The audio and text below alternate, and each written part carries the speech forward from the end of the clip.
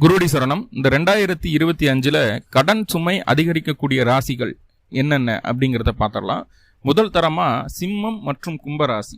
இந்த ரெண்டு ராசிகளுமே என்ன பண்ணுது அப்படின்னா, தேவைக்கு அதிகமாக பொருள்களை சேர்த்துறது, சொத்தை வாங்குறது அப்படிங்கிற ஒரு அமைப்புக்குள்ளே போயிடுவீங்க. ஆனால் அது வாங்குறது மட்டும்தான் உங்கள் வேலையாக இருக்கும். அது பயன்படுத்தவே முடியாது. பயன்படுத்தாமல் இருக்கக்கூடிய விஷயங்களுக்காக அதிக முதலீட செய்வீங்க. கவனமாக இருங்க. இந்த சிம்ம ராசி கூட அதில் ஒரு லாஜிக் இருக்கும். இதுக்காக தான் நான் வாங்கினேன்ற சாலிட் ரீசன் இருக்கும். ஆனால் கும்பராசி எதுக்கு பண்ணது என்ன எதுனே தெரியாமல் தேவையில்லாத வாங்கி குமிச்சிடுவோம். ரெண்டு ராசிகளும் கவனமாக இருக்கணும். அதுக்கு அடுத்தபடி அப்படின்னு சொல்லி பார்க்கும்போது பார்த்துட்டா துளாராசி வேலைக்காகவும் தொழிலுக்காகவும் கடன் வாங்கும்.